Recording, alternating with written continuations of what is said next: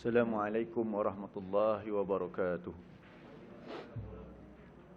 Innal hamdalillah nahmaduhu wa nasta'inuhu wa nastahdihi wa nastaghfiruh wa na'udzu billahi min syururi anfusina wa min sayyiati a'malina may yahdihillahu fala mudhillalah wa may yudlil fala hadiyalah. Asyhadu an la ilaha illallah wahdahu la syarikalah wa asyhadu anna Muhammadan abduhu wa rasuluh. Allahumma anfa'na bima 'allamtana wa 'allimna ma yanfa'una wa zidna ilma. Subhanaka la ilma lana illa ma 'allamtana innaka antal alimul hakim. Allahumma amin. Yang saya hormati Tuan Pengurusi Dewan Masjid Al-Muttaqin serta jawatan kuasa, para asatizah, ustaz-ustaz, ustazah, hadirin hadirat muslimin muslimat yang dikasihi sekalian lagi yang dimuliakan. Alhamdulillah kita bersyukur kepada Allah Subhanahu Wa Taala dengan nikmat umur, kesihatan, masa yang diberikan untuk kita berkesempatan meneruskan tanggungjawab kita dalam menuntut ilmu bagi menjelmakannya ke dalam kehidupan kita sebagai seorang hamba Allah ini. Jadi kita yang terakhir, perbincangan kita pada 2 minggu lepas adalah bahagian yang pertama untuk rukun syukur bagi lafaz Ar-Rahman Ar-Rahim. Saya kira mudah-mudahan kita dah faham, bertambah faham struktur ayat yang ketiga ini, Ar-Rahman Ar-Rahim. Ya, kenapa saya tulis di hadapan Ar-Rahman Ar-Rahim tu ada Alhamdulillah. Dia bersambung daripada ayat yang kedua surah Al-Fatihah itu, iaitu Alhamdulillahi Rabbil Alamin, yang bermaksud segala pujian kesyukuran itu bagi Allah yang mencipta dan memerintah sekalian alam.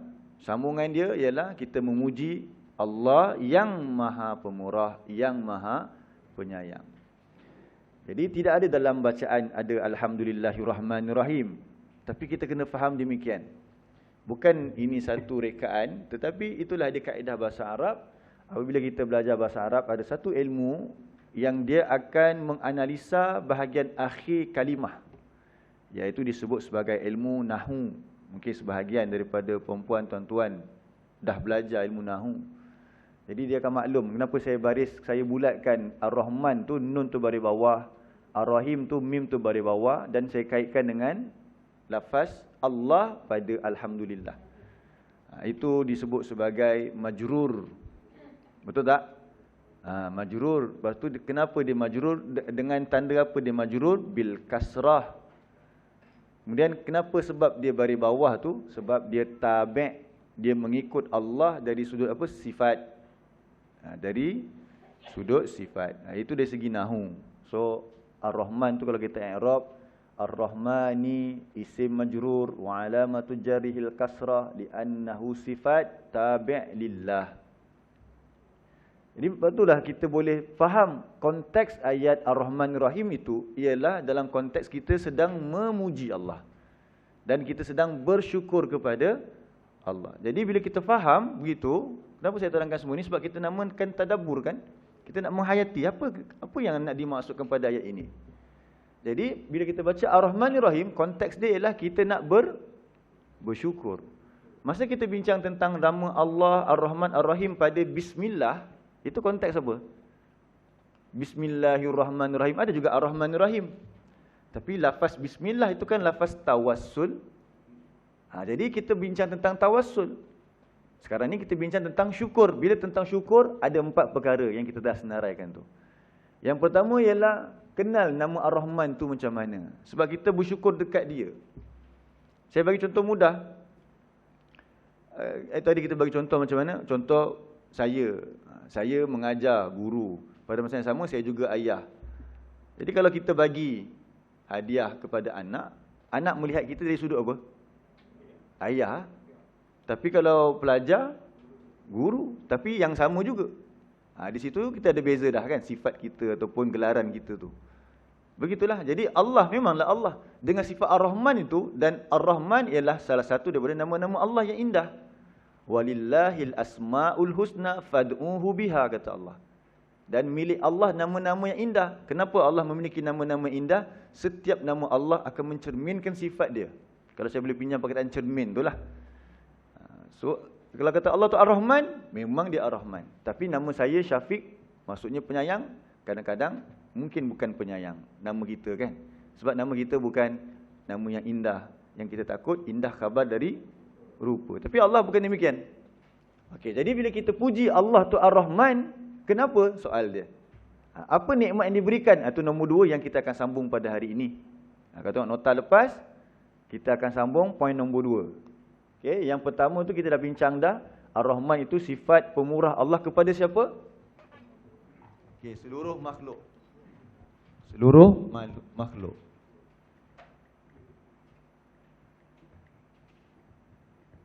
Kalau Ar-Rahim pula kepada siapa? Kepada orang yang beriman, khusus kepada yang beriman. Jadi agak-agak sama tak nikmat yang Allah bagi dekat Ar-Rahmannya sifat dengan Ar-Rahim? Sudah tentulah ada yang eksklusif. Betul kan? Iaitu dekat Ar-Rahim. Jadi persoalan dia sekarang, kita sedar tak nikmat apa yang dengan nama Allah yang bersifat Rahman itu, dengan Allah yang bersifat Rahman itu kurniakan kepada seluruh makhluk, dan adakah kita mendapatkannya, dan apakah pula nikmat yang khusus kepada orang beriman dengan sifat Ar-Rahimnya, adakah kita memperolehinya? Kita kena fikirkan. Boleh setiap kali kita solat, kita ucapkan semua tu, bersyukur sebab Ar-Rahim bagi kita nikmat. Jadi apa nikmat-nikmat tersebut? Mari kita bincangkan. Jadi nikmat daripada Ar-Rahman, nikmat terbesar,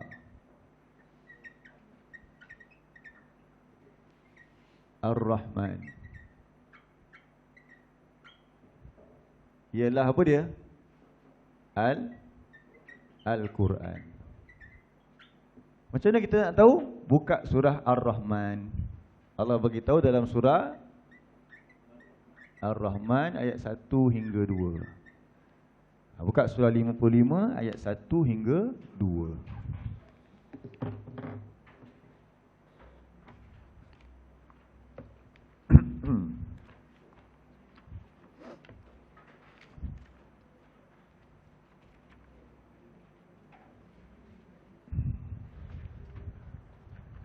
Surah 55 ayat 1 hingga 2.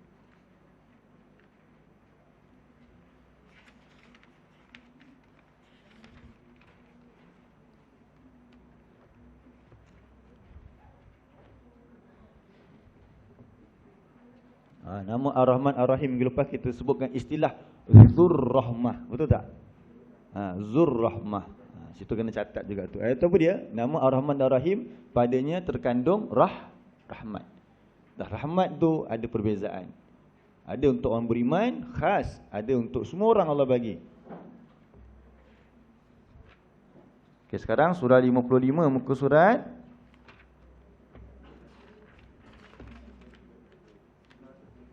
531. Jadi dengan surah yang dinamakan Ar-Rahman ini, Allah memperkenalkan diri dia. Sebab tu Al-Quran jelas, sebuah kitab yang jelas untuk kita mengenal siapa Allah. Bukalah Al-Quran, pelajarilah ia, fahamilah. Bermula dengan kita cuba belajar bahasa Arab. Nanti akan membantu kita sikit sebanyak, dan lama-lama kita akan bertambah pengetahuan kita. Dan Allah buka kepada kita iman. Allah curahkan kepada kita iman. Baik, tengok ayat 1 dan 2 tu. Jadi ada beberapa nikmat yang Allah kurniakan pada sifat surah Ar-Rahman ni, kita boleh baca semua, tapi kita nak ambil yang paling utama sebab dia duduk depan sekali. Baik, kita baca sama-sama. A'udzubillahi minasyaitonirrajim. Bismillahirrahmanirrahim. Ar-Rahman 'allamal Qur'an. Baik. Jadi Allah sebut Ar-Rahman. Kemudian ayat yang kedua dia Allah kata 'allamal Qur'an. Dialah yang telah mengajarkan Al-Quran. Jadi selepas Allah sebut nama dia Ar-Rahman, yang terbesar sekali Allah sebut apa dia? Allah mengajarkan kita Al-Quran. Jadi itulah dia nikmat yang paling besar sekali daripada Ar-Rahman. Sebab poin kedua kita ialah kenal nikmat. Jadi bila kita ucap Alhamdulillahirrahman, kita tak cakap macam tu. Faham dia kan begitu. Segala pujian kesyukuran itu bagi Ar-Rahman. Jadi Ar-Rahman, dia telah mengurniakan aku Al-Quran. Jadi syukur. Macam ayah kita, anak kita ke, bagi kita hadiah, kita kata terima kasih. Untuk Allah kita kata apa? Bukan syukran, tapi kita kata Alhamdulillah. Kenapa? Allah bagi kita Al-Quran. Hebat ke Al-Quran ni? Kenapa kita bersyukur sangat dengan Al-Quran? Sudah tentu. Sebab Al-Quran lah yang akan menyelamatkan kita di akhirat. Al-Quran lah yang telah mengeluarkan manusia yang hidup di jurang-jurang neraka, berjalan menuju ke syurga. Iaitu golongan sahabat-sahabat Nabi radhiyallahu anhum ajma'in. Ketika mereka jahiliah dulu, mereka saling bermusuhan, saling bercakaran beratus tahun. Ada sebahagiannya yang membunuh anak perempuan. Sebahagiannya yang kalau hidup zaman jahiliah tu, dengan satu perempuan mereka kahwin ramai-ramai. Lepas tu anak tu keluar nanti akan pilih mana muka yang sama dengan budak ni, itu jadi bapaknya. Hidup mereka dalam keadaan jahiliah. Tapi Allah mengubah nama-nama seperti Umar. Allah mengubah nama-nama Abu Sufyan walaupun dia lewat. Dengan nikmat apa? Al-Quran. Mengubah mereka. Bukan saja mengubah mereka, menjadikan mereka adalah insan yang hebat di atas muka bumi ini. Daripada orang yang tak dikenali. Sebab apa? Orang Arab ni mana dia dikenali waktu tu? Berbanding Rom dan Parsi. Jadi dalam surah 3 ayat 103 Allah sebutkan.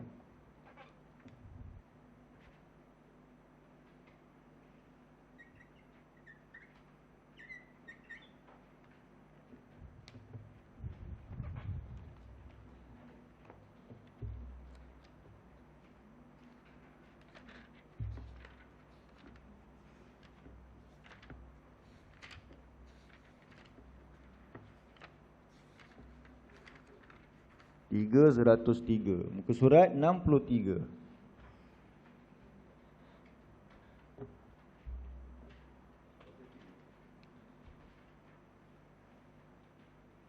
Muka surat 63 ayatnya 103.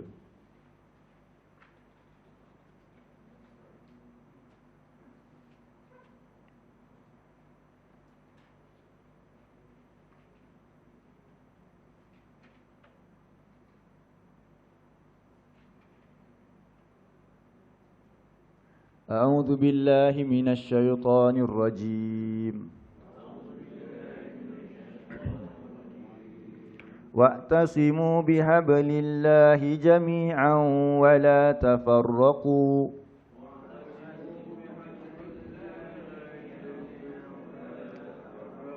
Wadhkuru ni'matallahi 'alaikum idh kuntum a'da'a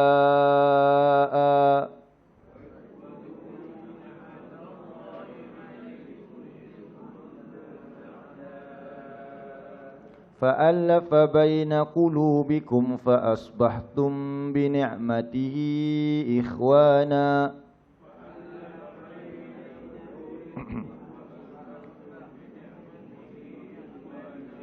وكنتم على شفا حفرة من النار فأنقذكم منها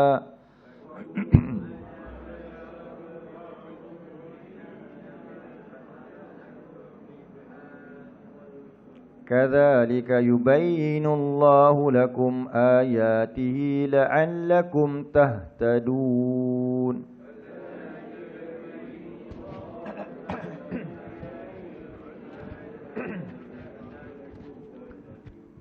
Baik. Dan berpegang teguhlah olehmu dengan tali Allah. Jadi hablullah al-matin ialah Al-Quran.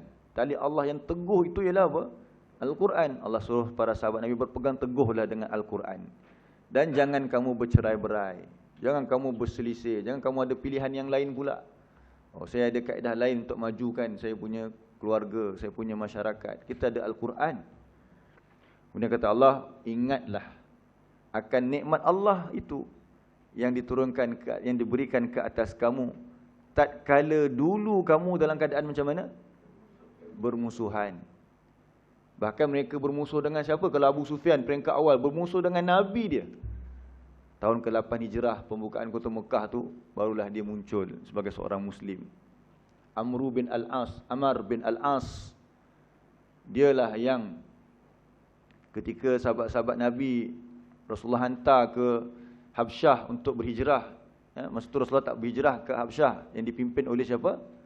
Kalau Habsyah, Ja'far. Siapa yang datang ke sana jumpa kepada Raja Najasyi kat sana, Najasyi tu raja lah, untuk minta diorang balik? Amr bin Al-As. Tetapi masa dia masuk Islam, dia kata kat Rasulullah, aku nak masuk Islam, ada satu syarat. Masa tu dia 3 orang, 3 bersahabat jumpa Rasulullah nak masuk Islam. Lepas Allah campakkan iman dalam hati dia. Dia kata kat kawan dia, biar aku yang pergi sebab aku paling teruk sekali lawan Muhammad. Biar aku jumpa Muhammad untuk bai'ah. Lepas tu dia tanya Rasulullah, aku akan masuk Islam, dia nak salam dah. Lepas tu dia kata, aku nak satu syarat. Kata, tunggu apa lagi wahai Amr? Rasulullah kata. Lepas tu dia kata apa? Aku nak satu syarat. Syarat dia lah, aku harap Allah ampunkan semua dosa-dosa aku yang dulu, baru aku masuk Islam. Hebat jiwa dia. Dengan apa? Al-Quran tu, nikmat Quran dia nampak. Jadi apa kata Rasulullah? Sudah tentu. Lalu dia masuk Islam. Apa jadi budak Amr? Dialah orang yang berjuang dalam agama Islam, pertahankan agama Islam. Allah ubah mereka. Dulu mereka saling bermusuhan, mereka musuh yang benar. Antara mereka dah tentulah bermusuhan sebelum masuk Islam. Dah ada Islam pun mereka musuh pula dengan Islam, dengan Nabi mereka sendiri. Tapi lepas tu Allah bagi mereka nikmat.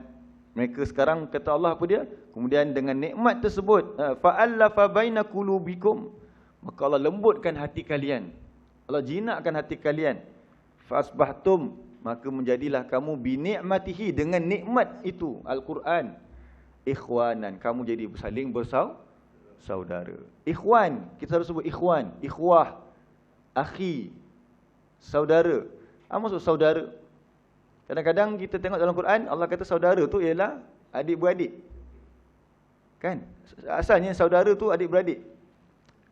Sebab tu Nabi Ibrahim punya kisah kalau kita baca, masa dia pergi ke satu negeri, yang negeri itu dalam tu ada raja yang zalim. Dan raja tersebut suka tengok perempuan. Dan Sarah, isteri dia tu cantik. Sampai berita kepada raja tersebut, ada perempuan cantik. Jadi apa dia nak buat? Kalau cantik dan dia berkenan, dia nak tidur dengan perempuan tersebut. Kalau ada suami, dia nak bunuh. Kalau ada adik-beradik, dia biarkan supaya terseksa jiwa abang dia. Jadi apa Nabi Ibrahim kata kepada Sarah? Cakap, aku ni saudaramu. Sebab saudara tu ada 2 maksud. Satu mungkin asalnya adik-beradik. Tapi saudara juga maksudnya apa dia? Adakah Nabi Ibrahim berbohong? Tidak, ini helah. Jadi sebab saudara tu sebenarnya, dimasukkan saudara ialah orang yang memiliki persamaan. Itu maksud bersaudara. Sebab tu kita dengan abang kita panggil saudara sebab apa? Sama bin. Kalau tak sama bin pun mungkin sama mak ke. Kan, dia mak yang sama, mungkin ayah dia berbeza. Tak kisah, saudara. Kita dengan sepupu kita sama. Sebab apa sama? Sama datuk. Saya dengan tuan-tuan kenapa sama? Sama agama. Jadi apa saja yang sama, itu dipanggil sebagai saudara. Sebab tu orang yang membazir, dia saudara syaitan. Sebab sifat sama dengan syaitan. Sama yang tu. Itu maksud saudara. Sekarang kita bersaudara bukan saja kerana Islam. Kita sama apa? Cita-cita. Cita-cita kita kena sama. Baru nama saudara. Kenapa? Cita-cita kita nak masuk syurga. Itu saudara. Sekarang Rasulullah dan para sahabat Nabi yang lain bersaudara. Kerana apa? Semua cita-cita mereka sama, iaitu nak masuk syurga. Sebab tu ketika Rasulullah ziarah satu kubur, bukan salah satu kubur, pernah Rasulullah ziarah kubur. Rasulullah beri salam, adab Rasul masuk kubur, beri salam kepada ahli kubur. Kemudian Rasulullah kata apa? Aku nak bertemu dengan saudara-saudaraku. Kan? Rasulullah kata, ikhwan, saudara-saudaraku. Para sahabat dengar, sahabat tanya, bukankah kami saudaramu? Ini kata ikhwan. Rasulullah kata, antum sahabat. Sahabat tu maksudnya yang beriman dengan aku dan dia jumpa aku. Saudara tu ialah orang-orang yang belum bertemu dengan aku lagi. Lebih kurang ini maksud hadis tu. Tapi dia beriman kepadaku. Nampak tak? Kita lah tu. Rasulullah nak jumpa dengan kita sebab apa? Sama. Kita beriman pada Allah nak masuk syurga. Dan kita beriman kepada Rasul, kita ada persamaan. Rasul nak jumpa kita. So itu maksud apa? Ikhwan. Yang ada persamaan. Sekarang ni mudah-mudahan kita semua ni Allah gelar kita ikhwan. Sebagai apa? Sebagai orang yang sama cita-cita dia, iaitu nak masuk syurga. Sama minat dia. Buku yang dia suka baca sama je semua. Apa dia? Al-Quran. Kalau dalam kelas ni kita semua sama je, apa dia? Minat baca kereta, mesti kat luar tu kereta kita penuh stiker. Kan? Ni geng konvoi. Mestilah kena baca buku apa? Buku kereta lah. Motor ke apa tajuk dia kan. Tapi apa yang ada atas meja kita sekarang? Al-Quran. Mudah-mudahan Allah satukan kita dengan persamaan ini. Ini adalah ikhwan yang kita nak. Di syurga nanti kita akan bertemu kembali selepas Allah pisahkan kerana apa dia? Mahsyar yang panjang. Itu di sanalah. Baik, betul Allah kata wa kuntum ala syafa hufratin minan nar. Sedangkan kamu dulu berada di jurang-jurang neraka. Ini kita kata tadi. Nampak tak nikmat tu? Nikmat apa yang menyebabkan mereka bersatu dan dulu mereka berada di jurang-jurang neraka. Lepas tu mereka jadi bersaudara dengan cita-cita yang sama, iaitu syurga. Nikmat Al-Quran. Dan mudah-mudahan kita pun sama. Sebab tu di hujung ayat tu Allah kata apa dia? Zalika yubayyinullahu lakum ayati. Demikianlah Allah jelaskan kepada kamu ayatnya, supaya kamu mendapat petunjuk. Hari ni kita pula yang baca ayat ni. Supaya kita pun ada persamaan dengan nikmat Al-Quran ini. Kita jadi bersaudara. Sebagaimana para sahabat dulu. Mereka semua satu je mereka punya fikrah. Iaitu mereka nak melaksanakan segala perintah Allah di dunia ini. Dan mereka mengharapkan syurga Allah. Dia Allah yang kata, fa'anqadhakum minha. Allah lah yang telah menyelamatkan kamu daripada api neraka tersebut. Dengan nikmat apa? Yang paling besar sekali? Al-Quran. Dan Al-Quran itu diturunkan daripada siapa tadi Allah sebut? Ar-Rahman. Betul kan? Jadi kita jelas, masa kita ucap Ar-Rahman itu, kita bersyukur sebab nikmat Al-Quran. Baik. Ada ayat lain juga Allah sebut, Allah turunkan Al-Quran itu dengan nama Ar-Rahman dan Ar-Rahim sekali. Surah 41.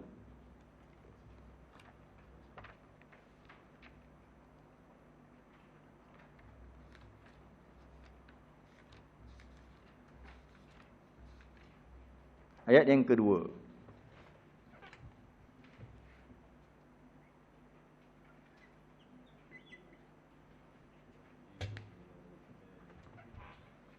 Muka surat 477.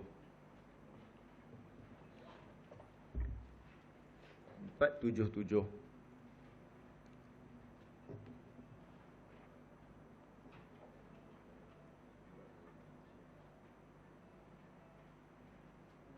Jadi di situ kan Allah sebut apa? Tanzilun minar Rahman. Ini Rahim. Al-Quran itu penurunannya daripada siapa?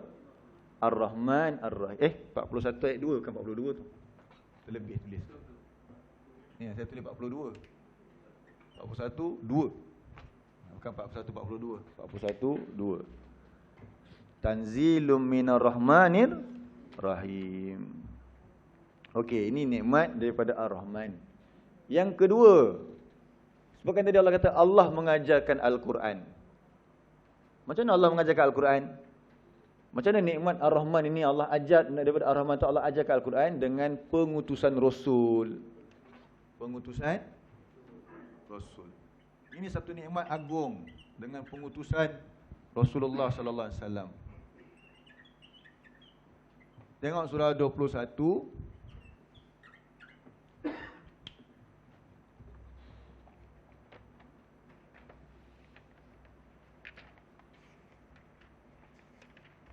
Ayat yang ke 107.